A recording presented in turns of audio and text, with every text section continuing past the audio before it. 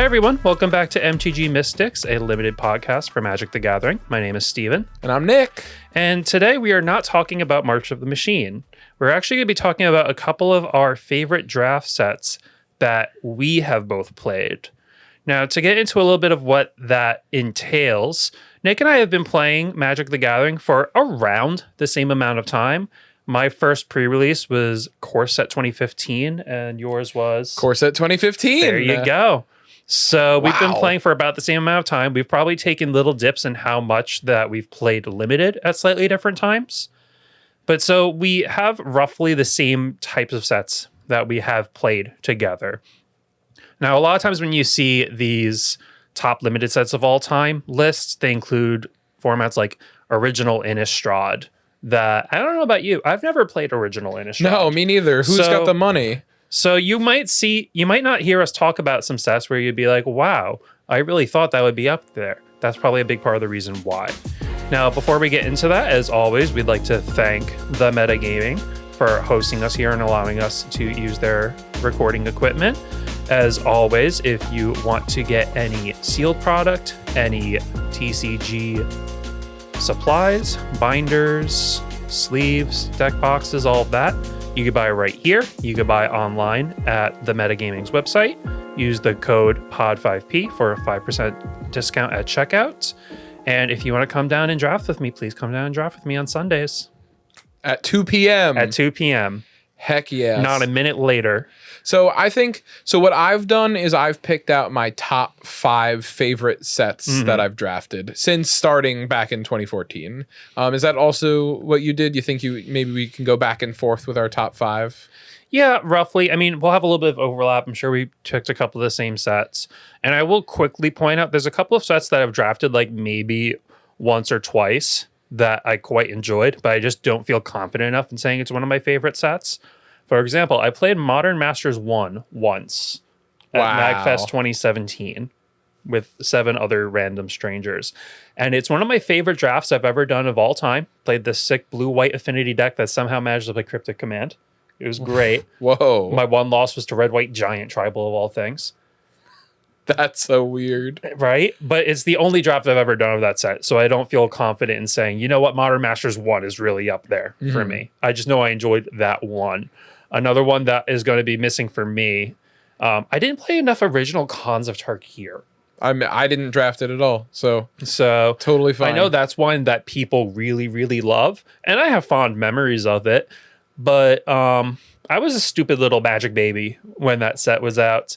I remember one of my drafts being told, the 5-color morph deck in that format is very good. And so I took every crappy morph possible and ended up with a deck that played 3 mana 2/2s and nothing else. That is tough. And went 0-3 and went home. So those are going to be, I think, the big omissions. Do you want me to start? Or would you like to start? Yeah, I actually was thinking because I wanted to talk about maybe where we started with M15 because I don't think it made any of our top 5 lists, but like it's a good set, right? And at least I have so many fond memories of it because that's where me and all my friends started. So we were all just jamming like N15 set decks. Yeah, I played a lot of M15 back in the day. I actually played it recently, believe it or not. No way. At Magic 30 in Las Vegas. I went with one of my best friends who lives in California now. We met up in Vegas and played different limited tournaments over the course of the weekend. That Saturday afternoon, we sat down for an 8-person M15 draft. And my friend was asking me, what's the set like? And I'm like, it's the most just pure basic Magic you're probably ever going to play in your entire life. And that's awesome. Not a bad thing. Yeah. Like you're going to be playing a lot of random vanilla creatures and cards that just like are very basic in what they do. But it's just like good, clean Magic. Now, granted, there's a couple of wrinkles to it. It's where Convoke came back for, I believe, the first time. Or second time, I guess, because of Return of Ravnica. Yep. But that's where Stoke the Flames came from. And we're very aware of that card again. And it had all these weird guest design cards that sometimes did wonky things. Aggressive Mining, right? Was one of them. Minecraft. Oh my gosh. But so that set was definitely good, and I hold a lot of nostalgia for it, but I couldn't call it like one of my top 5 formats. Me neither for sure. But I actually had built an M15 cube It was literally supposed to emulate like opening a pack of M15. I had 3 of each common, 2 of each uncommon, and then 1 of each rare and mythic. And so we'd literally make like fake packs of M15. And it was awesome. I had it in college and we had played it quite a few times and it was very fun. There was a lot of different just like random decks in there. Capsho Kite Fins was a card that really just like enamored me. I think it's literally a 4 blue 3/3 flyer that when like it or another creature entered under your control, you tap a creature an opponent controls. That was it. That's all it did. Not until the next untap step. Like that was it. And it was sweet. It honestly, because you just played blue-white, you crapped out a bunch of little like creatures, tapped all their stuff down, and then the stuff that had already been on board just attacks. Yeah. It was awesome. All right, so you're going to find that a couple of my favorite sets are actually ones that are fairly recent. I think part of that is maybe a little bit of recency bias. But a lot of them kind of have some similar themes. And we're going to start off, I think, actually with Kaldheim. Now, is Kaldheim on your top 5 as well? Kaldheim is not on my top 5. So Kaldheim is a fairly recent set. I believe it's 2021 that it released. And you're going to find this as a theme, a little bit slower than some other formats. It has some real multicolor decks. It makes you really think about the lands that you're putting into decks. And I find that to be a really, I guess, intriguing part of the drafting process, right? Right, because it had all the snow lands and it had the snow duels, right? Yeah, the snow duels and the snow basics. Now, a big component of Kaldheim is that you have cards that either care about you having snow permanents or require snow mana, so mana from snow sources, to use their abilities or to cast them. So you don't get those cards for free. If you want to have a snow island in your deck, you need to draft a snow island, which is definitely very different from most other sets. Most other sets, you're just like, I need the colors so I can cast my cards. Just go get them from the bin. But here you need to say, okay, if I'm going to play my Bergstrider, which is 4 and a blue for a 4/4 snow giant, that when it comes in, taps a creature, and if you control a snow permanent other than it, it doesn't untap. That card's sweet. Yeah, that's awesome. You played as many of those cards as you could get, but you needed to make sure that your mana base actually functioned. It's not like fixing was completely out of this world or anything. You know, you didn't have a ton of ways to go find basics from your deck. It was nice having the duels. And there was a little bit of a heavier multicolor component than normal. It was uncommon. You had the signpost uncommons plus the sagas. But you were given enough time to kind of fiddle around with your colors. It's not like the aggressive decks were completely unplayable or anything. They still kept you fairly honest, I would say. But Kaldheim was it just lets me do a lot of what I want to do. If I can play Team or Snow for the rest of my life, I probably would. That's awesome. Yeah. Dude, I think I've drafted Kaldheim 3 times, and I think I have played Black Green Elves 3 times. Like, I would have liked to try something else, but every single time, just that's what was coming to me. And I was like, all right. That's funny because like Black Green Elves is one of the tougher archetypes to get into. Dude, literally 2 of those, I pack 1 pick Tyvar, and it was just like, all right, that's what I'm doing. So yeah, like you had like, let's say Elderfang Disciple, for example, the one in a black elf that makes your opponent's discard a card on entry. We literally have one of those in March of the Machine. Yes, we do. Right now. Virus Beetle of Kamigawa was very similar, and both of those cards are quite good. Elderfang Disciple really didn't do a whole lot in that set. Part of that was because black wasn't as good. Black was kind of considered the worst color in Kaldheim, which is probably why I didn't do very well. Yeah, it's not usually up my alley for black to be the worst color in a format, but it wasn't like completely unplayable or anything. It was still pretty decent. I definitely had some decks with black in them that were pretty strong. But you could kind of get away with playing most anything you want, I think, in that format. And I think that's usually a pretty big proponent of like what's going to make a good format, like how many decks there are and if they are like playable, right? Yeah, you need variety, I think, is the thing.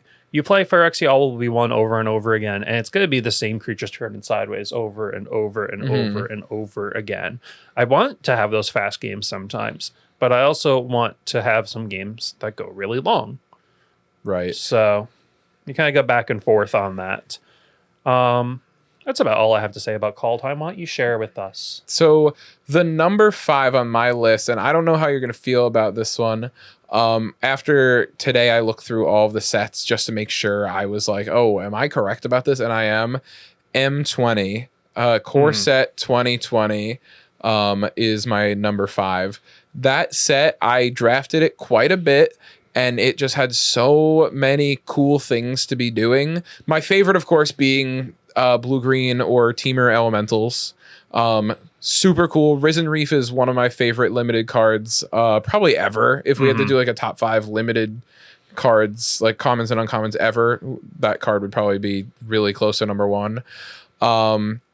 Agent of Treachery was really sweet in that format. I know it plagued standard and maybe even other formats for quite some time, but Agent of Treachery was really sweet. It gave you something to go to 7 mana for, and it was just like such a beating. That format was a lot of fun. You had the black-green like life gain deck. You had the blue-white Flyers deck.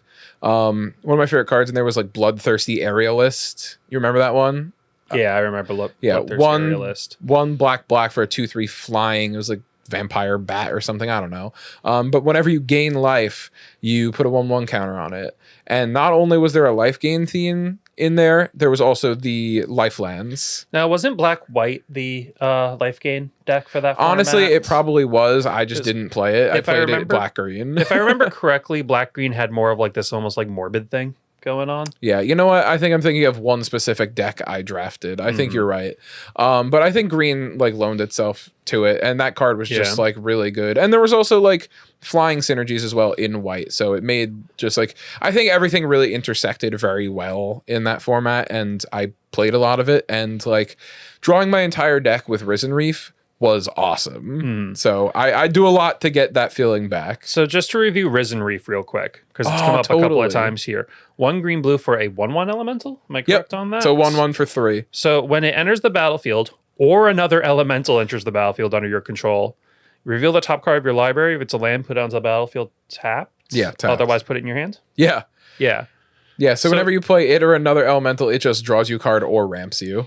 Yeah, this set was absurd. This set was interesting because it actually had this weird like wedges sub theme, where like Teamer, those colors green, blue, red, all had a little bit of elementals going on in them, and then like I think red, white, blue was a little bit more flyer centric. Yes, generally. Yeah, it was.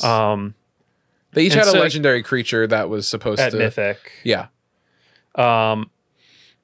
So like you would see like I think. I don't remember his name. The blue-red signpost uncommon was, I think, a 2/2 flying Lightning Stormkin. Lightning Stormkin was a 2/2 flying haste for 2. And it was supposed to work with the Jeskai-ish decks because it had flying, and it was supposed to work with the Elementals decks because it was an elemental. Yeah, and there was just a lot of great intersect like that in that format. And any format that has green-white tokens as its green-white theme, I'm like into, and it did have that. So I was like, yeah, this rules. Super cool. I drafted most of the decks in that format, and I had a blast. So yeah, M20 is definitely one that I had a lot of fun with. I didn't feel quite confident putting it in top 5, but it's definitely one of the ones that I look back on fondly. And again, same reason as you. I just think about like playing Risen Reef and blinking Risen Reef. Yep. And eventually putting out a Golos. Yeah. And it just makes me smile. I got to play Golos one time. We had a really great community when I was up at school. Really great like core of like 12 people who were always there no matter what. Like one dude, like when his girlfriend wasn't home to watch the dog, he'd literally bring the dog and just like leave the windows open in the car, and after every round go out and just like chill with it. It was awesome. Anyway, somebody it was like pack 1 pick 2. Somebody sitting to my right passed a pack to me. He was like, I got to do this already in this format. Now it's your turn. And Golos was in there. And I was like, you are the man. And I probably like 2-2'd with it, but it was awesome because it was Golos. Yeah, no, that format, super duper cool. I like that one a lot. Or you remember Scholar of Ages? Yeah, 7 mana, return 2 instants and sorceries. Yeah, right? I think it's 7 mana 3/3. Yep. Yeah. And Unsummon was in the set. So you could just loop it with Unsummon. And whatever else. Yeah. And that was another thing that you could blink if you wanted to. Like, that set was really good for, I mean, the aggressive decks I feel like were a little bit disadvantaged in that set. Yeah. A lot of games ended up being fairly grindy, but the grindy stuff was fun. I will say, one poor memory I have of it, Knight of the Ebon Legion was in that set. That was really strong for a 1-drop. Do you remember that card? The rare, right? It was a 1 mana 1/1, and it could just for 3 mana or whatever get +3/+3 and I don't know, some ability Death Touch, or I something. believe. Yeah, that card was super duper good. And then I know it had another effect on it as well. At the beginning of your end step, if your opponent lost 4 more life, put a 1/1 counter on it. Ooh. So you get to the point where you pump it, and your opponent can't block it at that point in the game. So it goes through, and then it gets a counter, and it continues to be effectively unblockable until the end of time. And it's a 1-drop. Yeah, that card was pretty good. That was nasty. I died to that card more often than I would have liked. But still a very good set overall. Absolutely. If you ever get a chance to play M20, you totally should. I think all these sets that we're talking about, if you get a chance to, especially like some of these sets aren't super expensive. Some of these are fairly recent, and you should play them. You know a good set? Go ahead. You actually just played, I think, this weekend with me. Strixhaven. I did play Strixhaven with you this past week. It's actually not on my top 5 because I've only drafted it twice. Right. But it is like the closest you can be with me only playing it that many times because it was so sweet. That format is awesome. I know you're going to have a lot to say about it. I'm going to have less, but go ahead. So take it away. Strixhaven has a couple of weird things that are actually going against it to a degree. Like, we like when there's a lot of different viable decks in a format, right? And with Strixhaven, there's not actually that many viable decks. It's based around the enemy color pairs, the 5 colleges of the school, Strixhaven. So 5 of the color pairs, the allies, so white, blue, blue, black, black, red, red, green, green, white, are just not supported. You are very rarely, if ever, going to actually end up in those.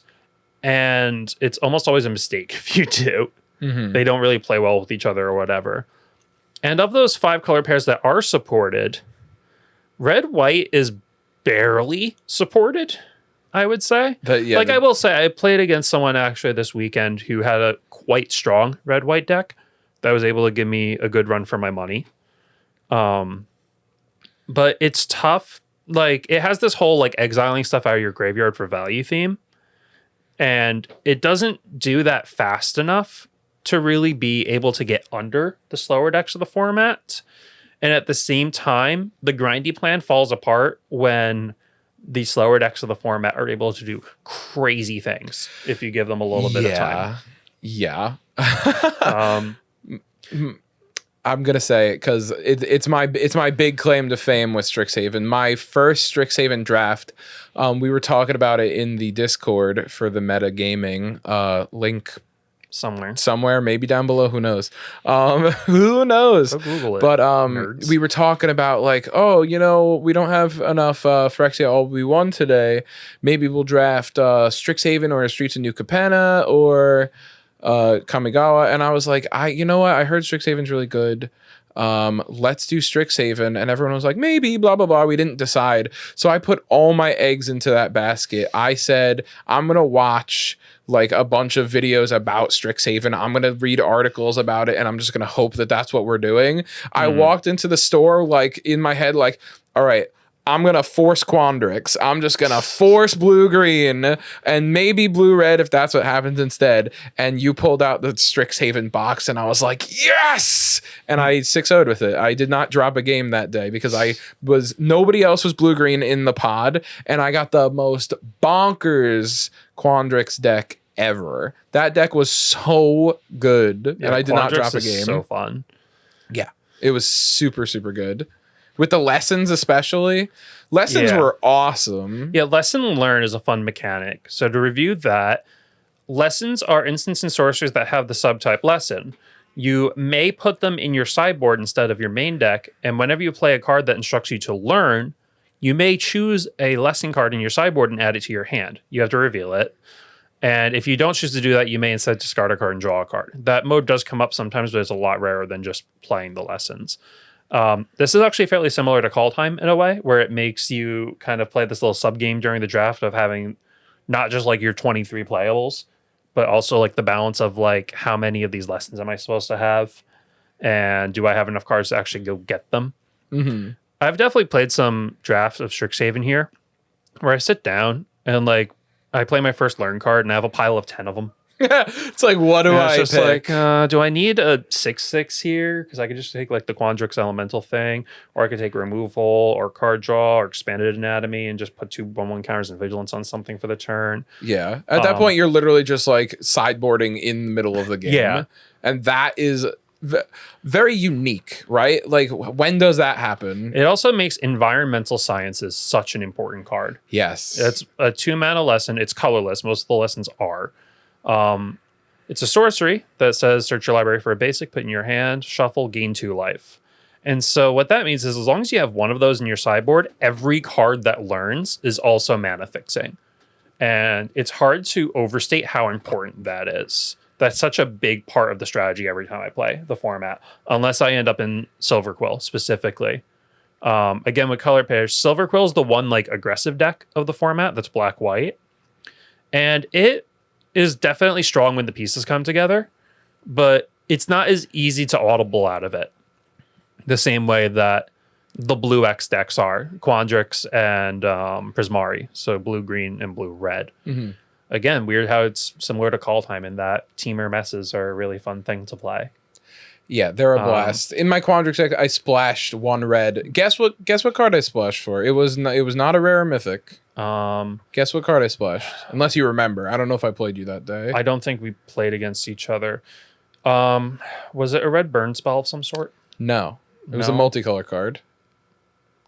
Multicolored card. That's gotta be a blue-red card then, right? I don't know. Yeah, I guess it has to be. Yeah, so I forgot how that works. Magma Opus. Come on, Steven. It's like the best. It's on mythic or rare. The best uncommon. Oh no, tell me. It's Rutha.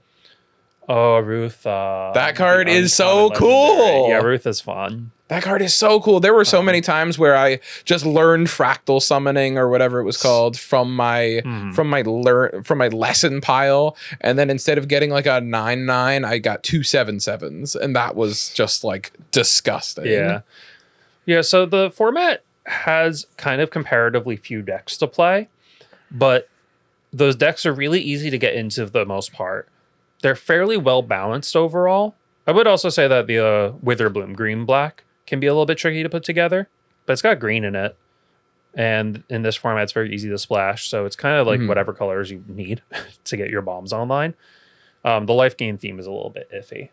Yeah. In that set or in that. Yeah, it takes a lot to get it to come together. My second draft was Witherbloom. And I mean, listen, I gained life. But when I was faced with an opponent that like really challenged me, I crumbled so quickly. Yeah. You know, because it just doesn't go that far. But Strixhaven, ton of fun. I anytime you guys say like, hey, we're drafting Strixhaven, I will go through hoops to try to be here. Yeah, when we end up having these days where we don't draft the most recent set, I always tell the other players, you don't have to argue very hard to get me to draft Strixhaven. I'll do it. Yeah. All right, so I think we can move on right to my number 4. My number 4, and you know, we have your full thing up, and I see it in the okay pile, which makes me a little nervous for what you're gonna think. Okay. But my number 4 is Throne of Eldraine. Okay. I thought Throne of Eldraine was so much fun. I thought there were so many different decks with cool things to be doing. So many different commons and uncommons, mostly uncommons that just like had you doing like really random but cool stuff. Like I remember at pre-release I had Sir Conrad and Sir Kara in my deck, and both of them were just really, I was like, this is a great experience. Like, I'm having fun. Meanwhile, my opponent's like, I hate you. I hate you. I'm like, this is awesome. And I think I drafted Mill 3 times in that format, mono blue or like blue X. And when a format when a set lets you draft a good mill deck, that's when you know, in my opinion, that's when you know that the format is sweet, because you can draft a mill deck that's actually going to win. Sure, I drew a few times, but like, you know, Midnight Clock, the pieces were all there. My favorite thing to do in that format, just hands down, one of my favorite things to do in Magic ever, Merfolk Secret Keeper. Yep. You know him. It's the 1 mana, 1 blue, 0/4 Merfolk.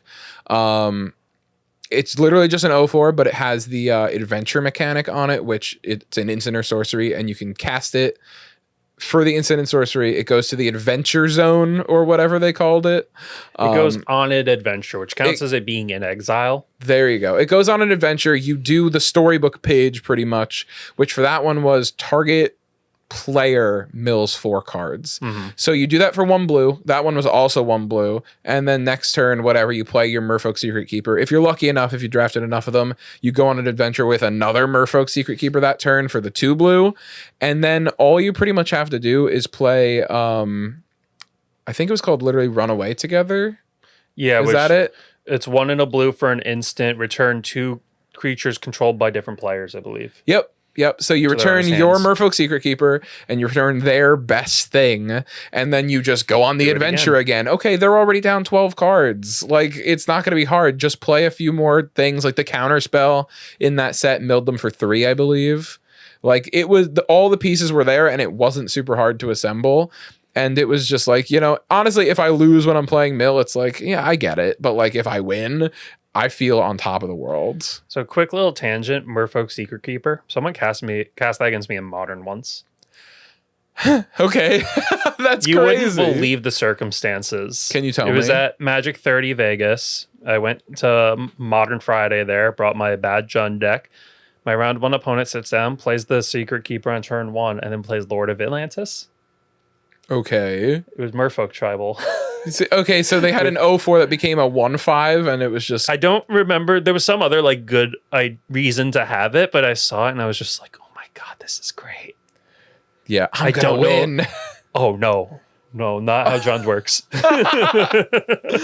There's no guarantees in Jund. No. But getting back to Throne of Eldraine. So it's not a set that I drafted a ton of. I was looking for a different LGS at the time. And that was before the metagaming was doing TCG stuff. I don't even know if they were open here, but I don't know. But so I was just about to start going to another store. And then that was like around Theros Beyond Death. And then the world shut down, as we've talked about before. But so I didn't get to play a ton of Eldraine. My feelings when I did play it, and again, this is from a less experienced standpoint, were that there were a lot of bombs that made me upset. Yeah. So true. Lockmere Serpent, the blue-black rare serpent that like never died. Yep. How'd you feel about Clackbridge Troll? Clackbridge Troll was annoying. The 5-mana 8/8? Yep. Trample gives your opponent 3 goats. Yeah. On combat, you can sack a creature to tap down the Clackbridge Troll. But then you get to draw a card. Even. But the person who has the Clackbridge Troll gains 3 life and draws a card. Yeah. It was just obscene.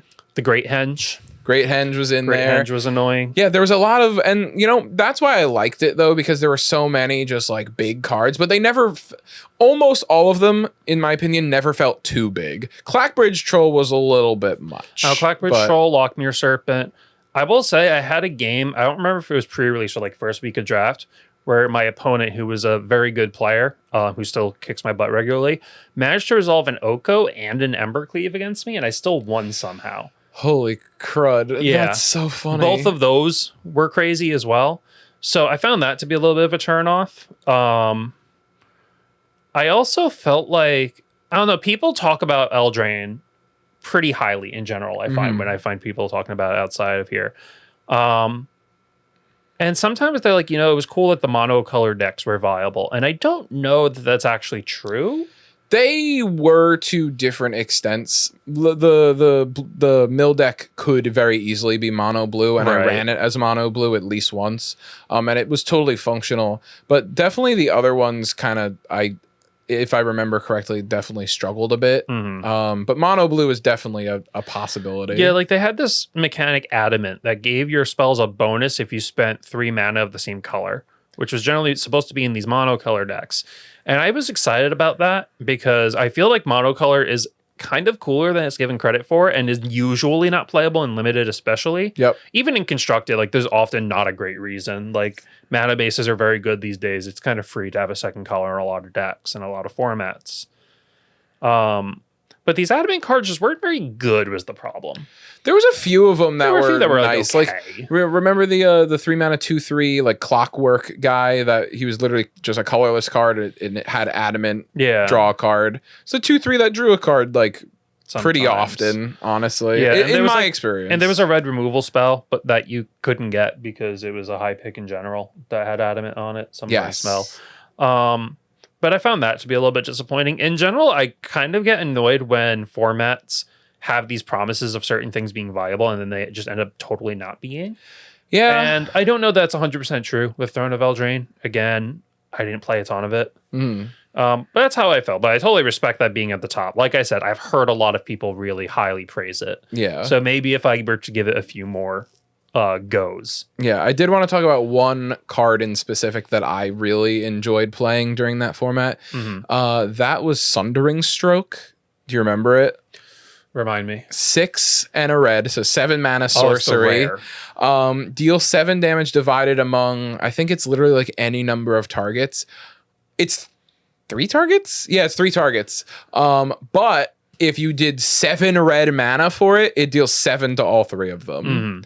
That card was so much fun to play. And I literally had like a red-green deck where I got to do it for 7 red one game. Dang. And it was pretty cool. And then I just like splashed it in a black-green deck once. And it's still just 7 damage sometimes to their face. Like, it was just very fun and like just a very weird card, but it was very cool. The format had a lot of cool stuff. Yeah. All right, I'll do my next one then. We're going to keep going with the fairly recent sets. Kamigawa Neon Dynasty, which I believe we're drafting tomorrow here, actually, which I'm excited about. So again, a fairly recent set. It is on the slower end of things, I would say. The colors are mostly fairly well balanced. Red is a little bit weaker, is the consensus with Kamigawa Neon Dynasty. It has a lot of these really interesting synergy decks that I like a lot. Part of it is probably just bias for the theme, because I think, like, aesthetically speaking, Kamigawa Neon Dynasty is the coolest stuff. Yeah, it's really cool. Yeah. I love the interplay of, like, this whole, I guess, technology versus tradition theme that you see. The different colors have, like, different amounts that they lean between, like, artifacts or enchantments. So green-white is the most enchantment-based, and green-white, that pair is literally supposed to just play enchantments, as many of them as you can get. And that deck's really sweet. Jukai Naturalist, the Signpost Uncommon, green-white for a 2/2 human monk, enchantment creature. It's a 2/2 lifelink that makes all your enchantments cost 1 less. Great. Sign me up. Love it. But compare that with blue-red, which is the artifact deck. Has Enthusiastic Mechanist, I believe is its name. Blue-red for a 2/2 flying goblin artifact creature that makes your artifacts cost 1 less. That's probably a little bit worse than the green-white deck, just because red's not as strong, but blue was quite strong in that format, so maybe I'm wrong on that. But it made you kind of pay attention to these random riders on your creatures, like which one's an artifact, which one's an enchantment. And granted, sometimes that could be a little bit annoying, especially because this is one of the sets where they had a lot of showcase frames. Oh, yeah. And so sometimes the showcase frames just weren't really honest with you about what kind of creature you were looking at. You have like 3 different common and uncommon blue ninja creatures, and they all have the same exact border, but one's an artifact, one's an enchantment, and one's nothing. Just a creature. And it's like, okay, that could be a little bit silly. The ninjas deck in blue-black, super cool. It was super cool. That's the one. I've only drafted the set once because it was the time where I was out of Magic. I only drafted it once. It was here when we did it throwback a few weeks ago. I literally Googled what the best 2 decks were, and it was like green, white enchantments, blue, black ninjas. I was like, all right, I'll try for one of those.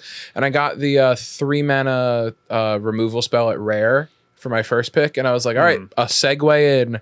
And then the guys next to me just passed me a bunch of ninjas, and I was like, all right, perfect. I think I went like 2-1 with it, but it was a lot of fun. I don't think I've ever ninjutsu'd a card before until that day. And it was very, very cool. Yeah, the ninjutsu mechanic asks you a lot of questions that I think are interesting in the middle of a game. Like, maybe you're okay letting that random creature through, but maybe you're really, really not okay. You have to pay attention to what kind of mana they have open and what it means if those creatures come in.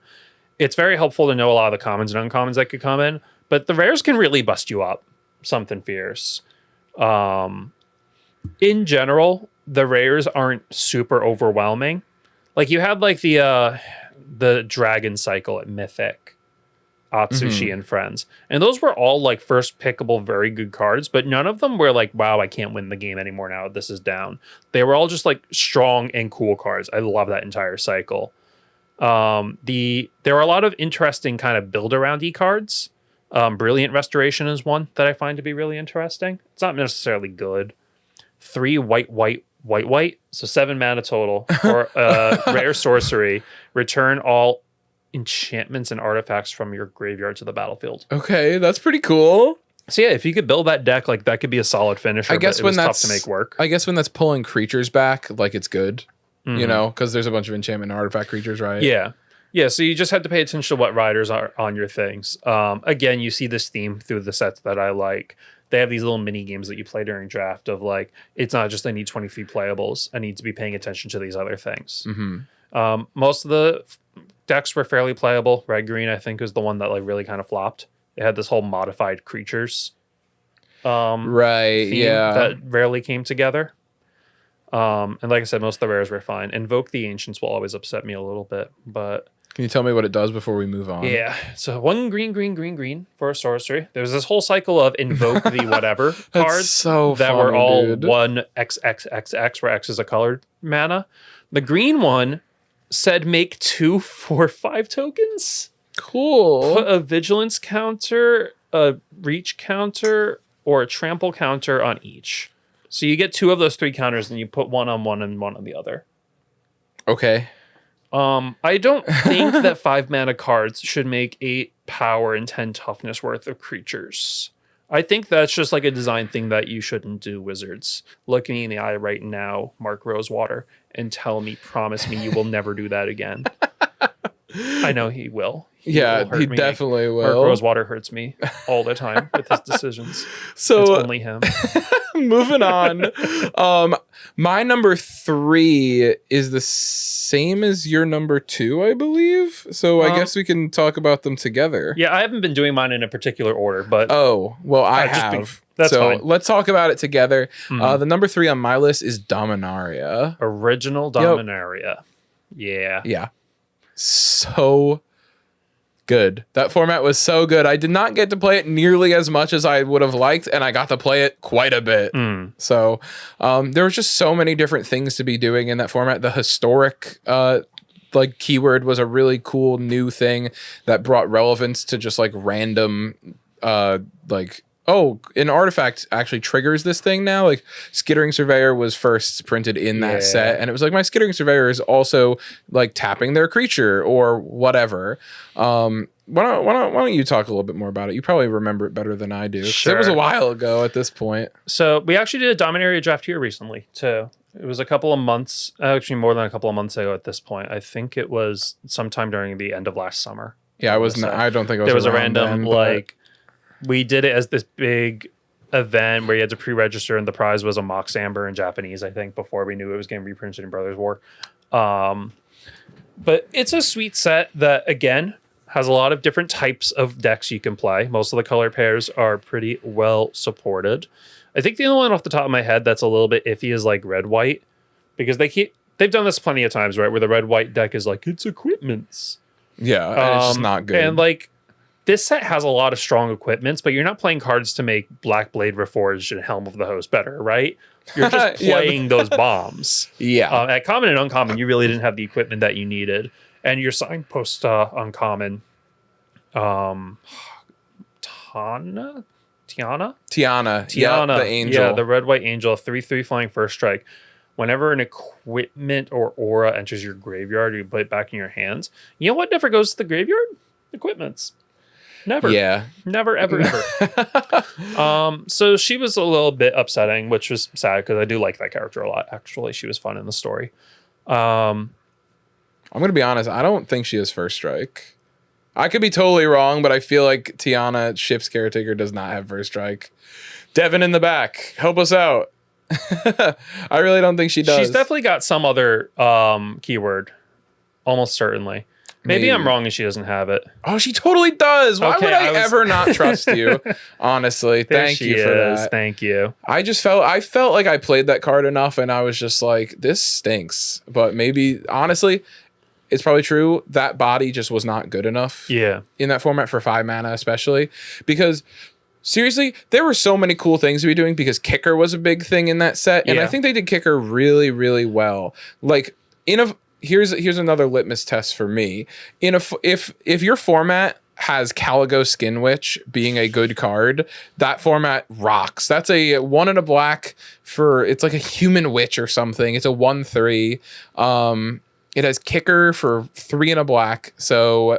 It's literally just a 1/3, but if you pay 6 mana, when it enters, each opponent or target opponent discards 2 cards.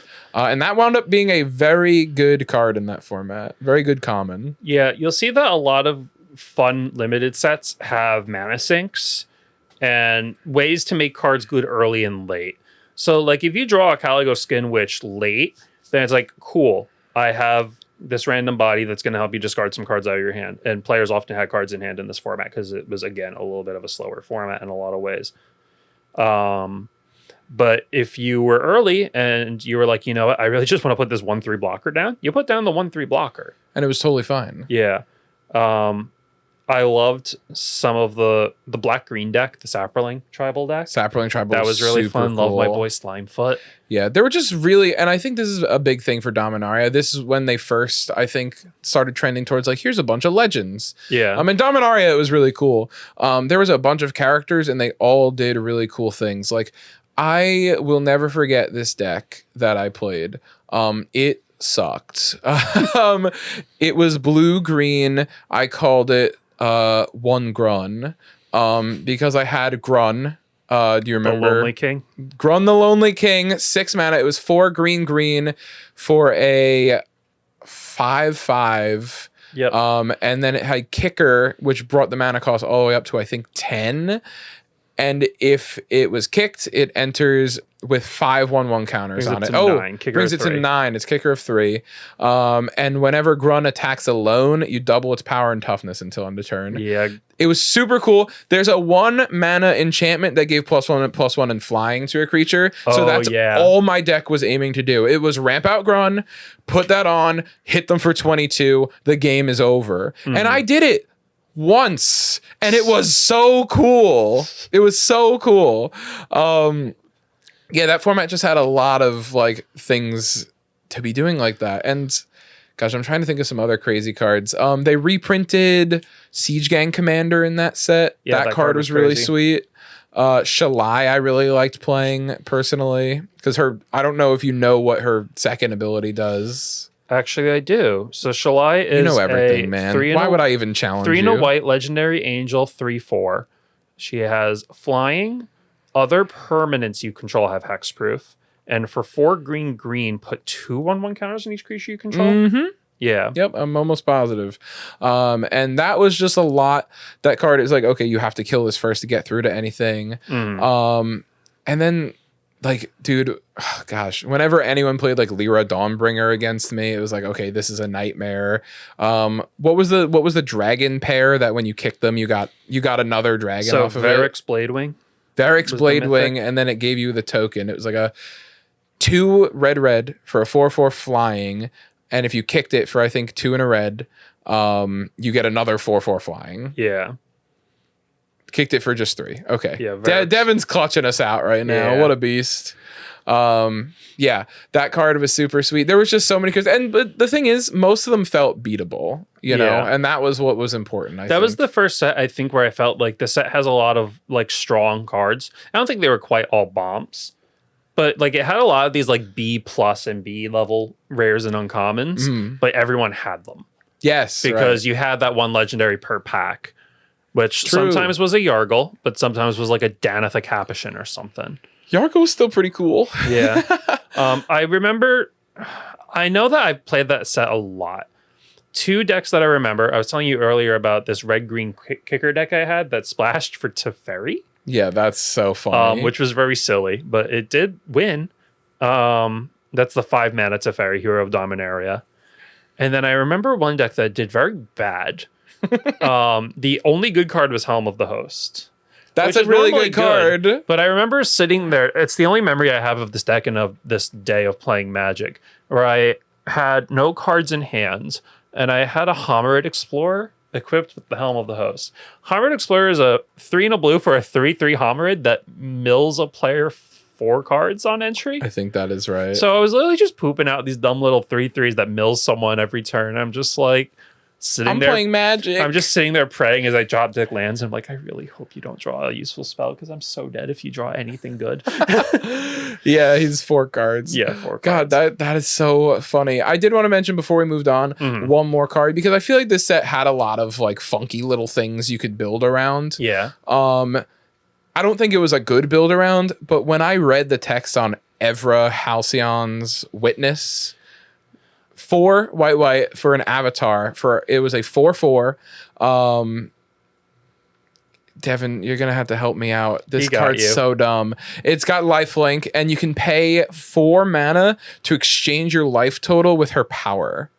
So if you're at high life total, they don't block. You just say, I'll just change it to 20 or whatever. Either you die or whatever. I just gain the life back because this card has lifelink anyway. Such a weird card. Wasn't super good, but like I think I got in 1 cool attack with it, and I was like, that's all I needed. That was sweet. Yeah, I played Ever a couple of times. Build around is probably not what I would call it. It was this really weird top end finisher. Because like either you got to the point where it was down and your opponent was like, I need to chump block this every turn or I die, and you slowly send your life total to the heavens. Or like you're sitting there with your understated 6 mana creature and you're like, if I activate this, my opponent is going to kill it in response and my life total is going to be 4. Yeah. So, either way, great Magic. Yeah. Yeah. This, like I said, super strange card, but I liked it a lot. I want to talk about my number 2 before we jump to your last one there. Sure. Just because we have the same. My number 2 is your number 1, or the last one that you the have last to talk one I have. about. Yeah, like I said, it's not ranked. But So, I'm actually going to talk about my number 1 set. And I don't know how much you played of this. I think we've talked about it a little bit, and so maybe you know what I'm going to say, maybe you don't. Ravnica Allegiance is my favorite draft set of all time. that is a good one. That set was so sweet, and especially off the heels of Guilds of Ravnica, where 2 out of the 5 decks were terrible, being black, green, and green, white, because green was so bad in Guilds of Ravnica. Yeah. It was just, I was at GP Jersey, and I just jammed drafts for 2 days straight. And I was like, this is the best format ever. There are so many different decks to play. Splashing's not that hard. And all of them felt good too. Of course, Orzhov and Azorius were the best 2. I think Orzhov was number 1. And then I think Azorius was number 2. Maybe not. I played them mixed together pretty often. And then there was Rakdos, which is black-red. Gruul, red-green. And then what was the last one? Not is it? Come on, baby. You could do it. Simic. And they all had really cool different things going on, and they kind of were able to blend into each other pretty well. And it just was a very, in my opinion, very dynamic format where you could just easily be playing 3 colors, and that was totally fine and cool. And something that is really fun to me in a format when things are just low to the ground and grindy.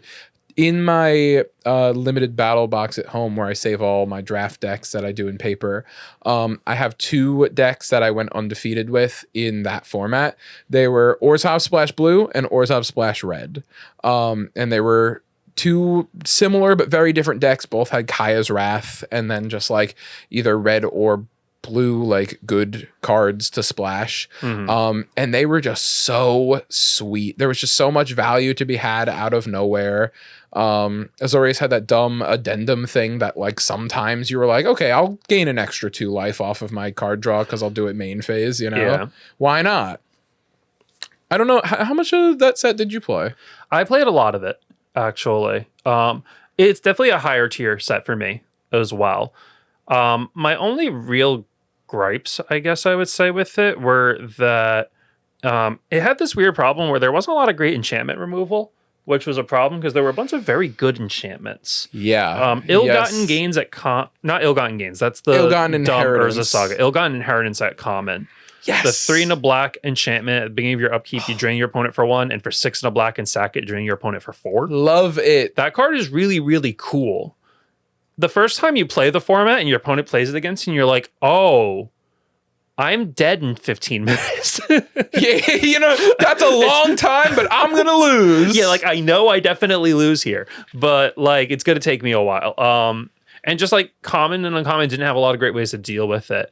That wasn't the biggest problem enchantment. Ethereal Absolution really screwed up some games of limited something fierce. Yeah. What was that? Your guys get +1/+1. Their guys get -1/-1 for 4 white black. Exactly. And for 3 white black, you get to exile a card from an opponent's graveyard. If it was a creature, make a 1/1 flying spirit. Okay. Which was always a 2/2 because of the Ethereal Absolution. Yeah. It's a little mini Elish Norn that they put at rare for some reason. Yeah. That also isn't affected by most removal in the set. So like that screwed up games pretty bad. Like your opponent would cast that and you'd be like, oh, I absolutely do not win anymore. Yeah, there's no shot. Yeah, not a chance. But otherwise, yeah, like it had a good variety of decks that you could play. All the colors felt pretty good overall. It is worth noting that it came off of a set that was a little bit less than stellar, which, speaking of just going back to Dominaria for a second, that came out at the heels of many sets that weren't very good. That was after like Amonkhet block and Ixalan block, and like, gosh. Yeah. Tough time. Yeah, that doesn't necessarily make a set that much better, but it helps the nostalgia factor, right? Definitely. So yeah, Ravnica Allegiance is definitely one that like I would be happy to replay. Yeah. Listen, any time, man. I am so down to play that set again. It's been so long. Yeah. And I'm just down to just watch Ill-Gotten Inheritance tick. Yeah. I had a deck that one of those decks I was talking about before has Ill-Gotten Inheritance and Theater of Horrors. So it just triggered the Theater of Horrors any turn. That's 1 black-red for an enchantment. Beginning of your upkeep, exile top card of your library, and you can play cards exiled with it as long as your opponent has taken damage this turn. During your turn, if an opponent lost life this turn, you can play lands and cast spells from among the exiled cards. And it had an ability 3 and a red. Theater of Horrors deals 1 damage to target opponent or planeswalker. So eventually it could just turn itself on like that. And it was just such a neat way to be gaining, card advantage and card draw. Super sweet format, lots of stuff to do. And I don't think there were any rares that I was just like, oh, well, game's over. Except for Ethereal Absolution. Yeah. That one was rough. There was, I think, Biogenic Ooze at Mythic was nasty.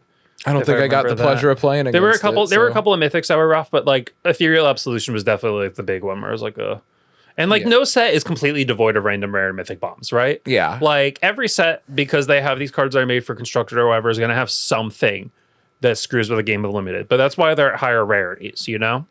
The problem is if there's a ton of them, so it doesn't matter if they're at higher rarities, or if they're at too low a rarity, which is, I think, the problem with Ethereal Absolution. Ethereal Absolution played like a mythic. Absolutely. The last card I want to talk about, and you're going to have to remind me the name, but I know... You know what? Maybe no, you're not. Ooh, yes, you are. It was the 5 mana, 3/3 green-blue. It was 3 green-blue. It was the Shark Crab Octopus that whenever you put a counter on it, it... tap something down. And are you literally talking about Shark to Crab? Is it just called Shark to Crab? Devin, pull up Shark to Crab. I feel like Shark to Crab is a different card. There's a couple of weirdly named blue-green common and uncommon creatures in that set. The 2 that are coming off my head are Shark to Crab and Gallop. It's totally Shark to Crab. I was thinking of Shambles Shark is the other one. Yeah. Shark to Crab. Oh my god, it's 4 mana. Yeah. And it's a 4/4. Oh my god, I got everything wrong. It's 2 green blue for a 4/4 Shark Octopus Crab. Already, I'm so in. Simic is so funny. Whenever 1 or more 1/1 counters are put on it, you tap a creature an opponent controls. It doesn't untap on their next untap step. And it has the ability to adapt itself, which what adapt did was if you haven't adapted this creature before, you can pay a cost, which this one was 2 green blue. And it says adapt 1. So you put 1/1/1 counter on it. That doesn't mean that you can tap something down once. If you have any other way to put 1/1 counters on Shark to Crab, which there were quite a few ways to do it in this format, you just could tap something down pretty much whenever you felt like it. And and it was really good. And it just kept getting bigger. So not to nitpick too bad, but technically you're describing monstrous, not adapt.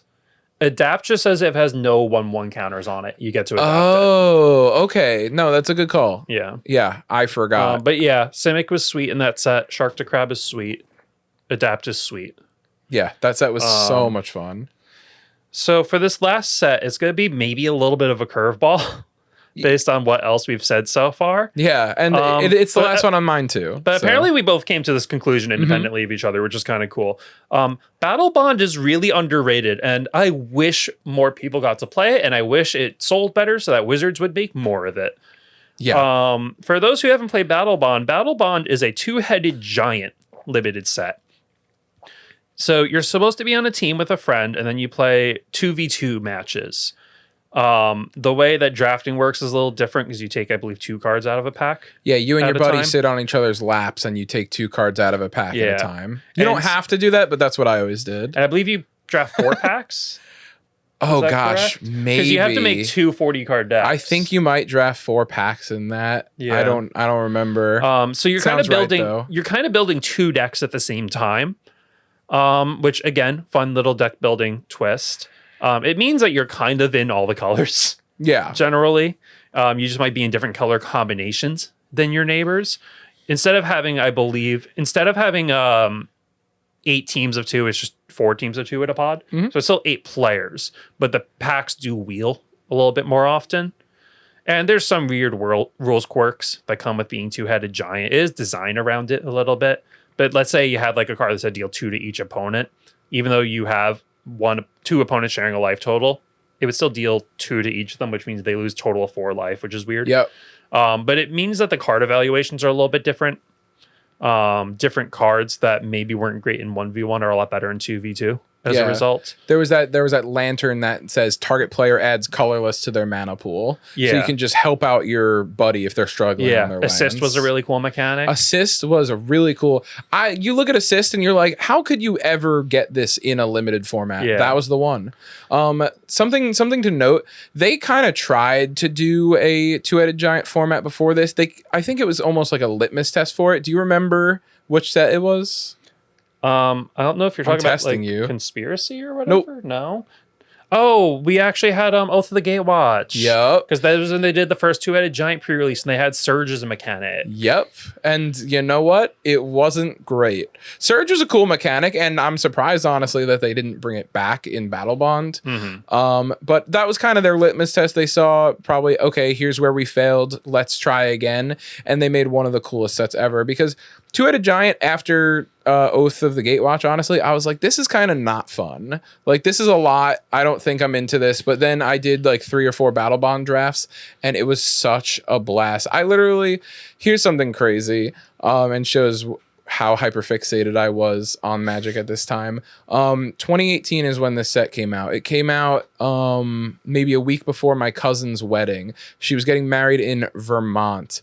And I was like, gosh, I don't want to hang out with all of my like drunken, like almost family members like tonight. Like, that's weird. Like, it's our one night here.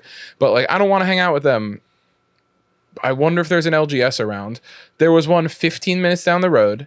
To keep in mind, we were in like the mountains, so it was like, holy crud.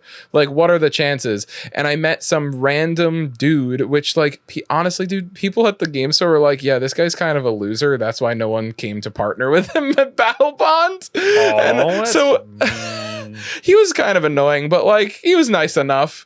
It was mean, but you know what? It's part of the story. Okay. And then I partnered with him, and you know what? He was nice, and we built green, white, and blue-black decks, and we had a great time with this random dude who was just the other head on my shoulder.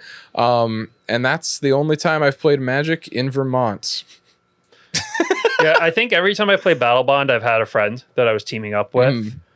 I remember in one instance, actually, we were having a Battle Bond tournament at the store I used to go to, and he had to leave in the middle of the event, and we knew it was happening. And I said this wasn't a problem. And so we get into the final round where my friend is no longer with me, and I'm piloting 2 decks simultaneously. I took a random statue off like the cashier's desk. I think it was a Picard statue or something. and I just had it sit next to me with the hand in front of it. Okay. And so you just were literally piloting both. Yeah, I was just piloting both decks at once. Did you win? I don't remember. Okay. I want to say yes, but That's so funny. I might be lying. I couldn't tell you. Yeah. But Battle Bond just... So it's weird. You had a couple of these draft products that were made specifically for multiplayer play.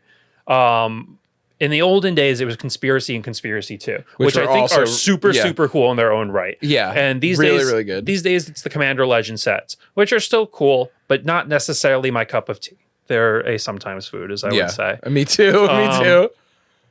But Battle Bond kind of gave you the good parts of the multiplayer experience where you're together with three other people, and like just having a great time in a group setting, but while still keeping the competitiveness of the 1v1 formats. Because I can play a game of Commander Legends and lose because someone made a deal or because someone decided I was threatening when I wasn't. Yep. And that's just a thing that, like, we're not a Commander podcast. I have played a lot of Commander. Me too. I have been disillusioned when I keep getting killed early because people think I'm threatening, which means that I don't get to play the weaker decks that I want to play, right? And when you play Commander Legends and stuff, sometimes that kind of thing can also happen. Even Conspiracy, that kind of thing can happen because that's still a free-for-all format. Yeah. And so that can turn me off of those formats sometimes. But I still want to have the multiplayer experiences. Again, variety is kind of the name of the game here. I like doing the 1v1 games, and I also like playing with groups of people. And Battle Bond just kind of like felt like the perfect marriage of all of that. And it kills me that we haven't gotten another one. I know. I did want to make a quick tangent about Commander. Like you said about being targeted and stuff. There was one time I used to run a crew fix deck, and that's the one that saves up the unspent mana, turns it colorless. I one time turn 5 flashed in Ulamog and like exiled 2 of their permanents and then just attacked with it. And my friends didn't let me win another game of Commander for 6 months. They just made sure no matter what I did, I could not win. There was one game where I literally just went, all right, fetch land, I'll sack it. They go stifle. I'm like, okay. And then next turn I went, okay, like island Soul Ring, Force of Will. Yeah. Okay. And it was just like they went to lengths, and that is just something that can literally happen in like that free for all style Magic. And Battle Bond, like you said, keeps that competitive. It's still, even though it's teams, it's still like one life total versus another. There's no politics. Yeah. You know, it's just straight up like we need to kill them. And I think that keeps a lot of like what, in my opinion, is good about Magic alive. So that's why I like Battle Bond a lot. I noticed we haven't talked about a lot of the like cards by name in Battle Bond. It's because it was so long ago I barely remember any of them. Yeah. Unless you have something really important to talk about with Battle Bond, the one last thing I will mention is the Partners With mechanic. Yeah, let's just do that then. Partners With was sweet. It was so cool. And especially because in those packs, you would never not open the partners that were together. And some of them were legendary creatures at rare or maybe even higher. Will and Rowan were planeswalkers at Mythic. But there was commons and uncommons as well. So it was literally like, okay, I play the red Chakram Slinger, and hey, Steven, I choose you, go get the Retriever or whatever it was called. Yeah, that was, I think, the big thing with Partner With. If you come from a Commander background, then you're probably saying like, oh, it's the thing that lets you like, I don't know, run these 2 creatures together as commanders or whatever. But the fact that you get to have another player look for the other part of the partner pair was big. And that played into that whole teamwork kind of thing where you're saying, you're like, okay, I'm going to play Virtus the Veiled on my turn. And you'll go get Gorm the Great. And then you'll play Gorm the Great afterwards. And like, and then I'll fail to find and it'll be great. Yeah. So something you actually just said, the 2 cards that tournament I played in Vermont, me and my partner wound up opening 2 Gorm and Virtus. So I would play Gorm, he'd search for Virtus, he'd play Virtus, I'd search for the other Gorm, and then I eventually, if I played that one, he would get his other Virtus. It was super cool. Yeah, that format was sweet, and we're just praying for the return of it. Anytime a box of that is in this store, like I'm itching. Yeah. But guys, I think that's gonna do it for us, unless you have like a quick honorable mention. Maybe I think Conspiracy is a good honorable mention. Yeah, the conspiracies as a card type I think are really cool. Again, plays into that whole making you do a little mini game while you're drafting. My personal multiplayer cube has a bunch of conspiracy stuff in it. There's so many sets that I could gush about. We didn't talk about a single master set. Because they're so expensive, I've barely played any of them. I've played a couple of them a decent amount. Like Modern Masters 2015, I've played a bunch of times at this point, and I do like it a lot. I just don't feel confident enough about like actually knowing the format to say that like I really want to put it up there. Yep. I maintain that Iconic Masters was super underrated. No one ever talks about it, and I think that set is super cool. Modern Horizons 2 is one I've played a lot of. That's very fun. Ultimate Masters. Again, Most of the good. Masters sets are pretty good. Double Masters 2. Like, a lot of that's all really good. It's entirely possible that a couple months from now, as March the Machine wraps up, I'll be ready to put that up in the top echelons, but we'll have to see how that plays out. Yeah. One I did want to mention before we go that got so close, but I had to cut it, was Hour of Devastation, which might be weird to you. I don't know how much Hour of Devastation you really drafted. I played a decent amount of it. I didn't like original Omniket, but Hour did a lot to fix it. Yeah, that's exactly what it was. So it was a really good palette cleanser, and also like anytime a blue aggro deck is viable, I'm like, okay, this is an interesting format. Let's see what's up. And that had the one in a blue, the Naga zombie, that the 2/1 with Afflict 2 and Prowess. Yeah, like that was super cool. And like spells were a big theme in blue red. And then it had the Vizier of something, maybe I don't remember. It's a 2 and a blue 1/3. That had Afflict 2, and when it dealt combat damage, or if it wasn't blocked, you draw a card.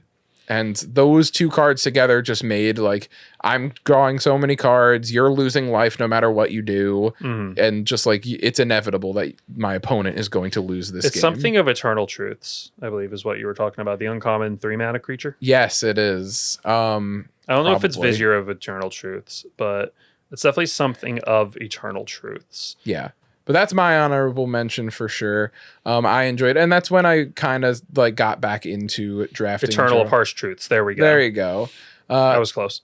Thanks, Devin. Yeah, that's when I really got back into drafting. I did Amonkhet at my LGS, and I was like, this is fun because I haven't drafted in a while. And then Hour came out. I was like, whoa, this is way better.